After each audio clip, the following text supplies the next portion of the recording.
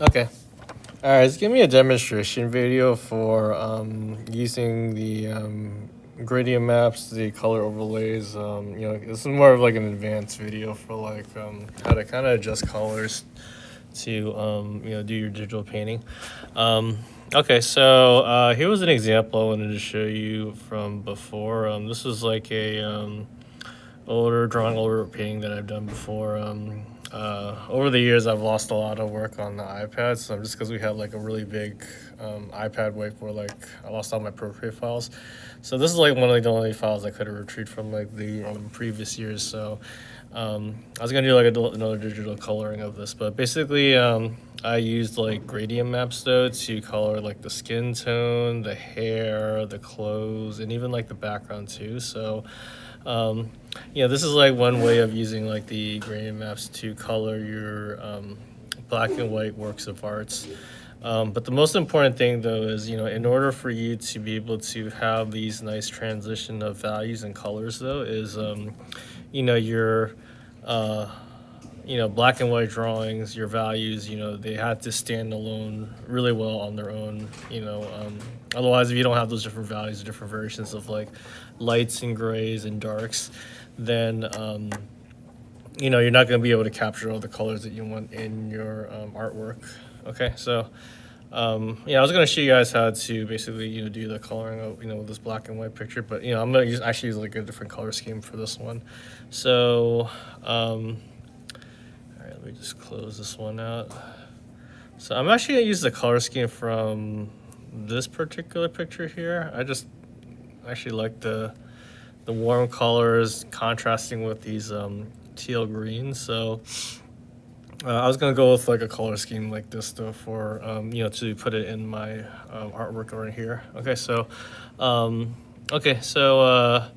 Just like in the previous video that I showed you guys before, you can actually capture the color palette of this work of art. So it's real simple though.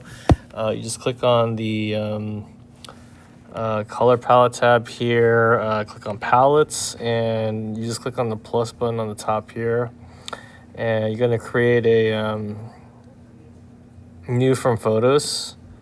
So we just have to just click on the photos of what we want to use, and just remember like with color palettes and color schemes, and you could just drag this down to just pull up the colors. It's okay to actually steal people's colors from their artwork, just because the way you apply the colors is going to be different from any other artist. So this is probably the one thing you can steal from other artists, because it's not like they're the owners of these colors, because everyone's probably used these colors at some shape or form in their artworks. So now we have the colors that we need. So usually I always like to start with like skin tones first, or whatever like the main focal point is in the subject. So real simple though, we're going to click on the magic wand right here, then we're going to go straight into gradient map. So so we got your gradient maps here. So and if we wanted to, we could just do like just the black and white gradient here, but we just have to adjust your gradients here. Let's see. So you can pull up the color palettes that you created here, with the palettes here. And, with this particular palette here, though, I'm going to focus on just the skin tone for now. So now I wish there was a way I could kind of adjust it where I can see everything a little bit better. It's kind of hard to see anything. Okay, so let me move this in the middle here. I'll just move this there. Okay, so now the skin tone though, like my darkest value for the skin though, I'm gonna probably make this more of like a darker red here. Okay, and then the lightest tone is probably gonna make this more yellow tone right here. And then if we wanted to, we can always adjust the tones a little bit further. So if we want to make it a little bit more yellow, we can. So it's not like these colors have to be set in stone, but you can just kind of play around with it. More of the I'm looking at like the skin tone on the of the painting here. I'm seeing some saturated oranges in the middle here, so we could actually create some more tones here. Okay, so we're basically adjusting the tone so we can kind of match it to like the picture that we're working with. And then there are some cases where we might have to actually draw in additional tones. So if I want to put like some more like brighter highlights, we can do that too. But this is pretty good what we have here. So we have like your dark browns, some saturated oranges, and this like really bright yellow here. We can kind of play around with it, just to get as many gradation tones that we need. Okay, this looks pretty good though what we have here. So I'm gonna click done here, and this will save like that gradient. So maybe you might want to use it later for like another piece, but that's a pretty good gradient. So okay, so now we got like pretty much like the skin tone here. So what you can do is you can click on this down tab where it says gradient maps and click on pencil. And you can change your brush. I always like using a little painterly brush though, but you can use any kind of brush. But I'm just gonna only paint the areas of where I see have like the skin tone. Okay, but that's really the trick though, is you just kind of create the gradient and then just create where you want to actually color in those gradients. And that's how you kind of put together your entire drawing or painting. So I got these warm tones here. I should have to color it a few times though, just because it's got like different levels of it. Okay, and if you feel like the gradient's a little too saturated, you can always use your finger. You can always lower the gradient if you need to, like instead of like 100%, maybe you want to lower it to like 94. And then once you're happy with it, you just click on the magic wand to finalize it. All right, so now we have like the skin tone here. Next maybe I might want to do the shirt. So I'll probably do the shirt in this like darker green tone. So okay, but like same thing like before. We click on the wrench, click on the gradient map, and maybe I might want to do like a different gradient. You can always click plus to create a new gradient as well. So this one, I'm going to just focus it on just the dark green. So, we have this as the darkest green. I could probably make this a little bit darker. So, just make adjustments if you need to. It doesn't have to always be like the set in stone colors. This lighter green though, I'm probably going to go with this light green here. I might even make it a little bit lighter than that too, so.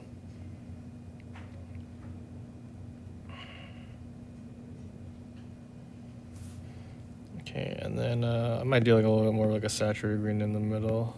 So you can keep the tone simple, it doesn't have to be like super crazy. I'm gonna move this up a little bit more just to saturate it. Okay, so let's just see how that looks. So this one I only went with like 3 tones though, but I can adjust this if needed. And I'm only just focusing on just like the closed part, so I feel like I could probably go a little bit darker. Maybe I might just do a black. Let's get more contrast with it. Yeah, so it's really light, so I'm actually bringing these a little bit more darker. See, like my clothes are getting darker now. And then I'm popping the highlights out more. Probably push the dark even further. So everything else looks really dark, but my clothes, I'm trying to bring the contrast up more.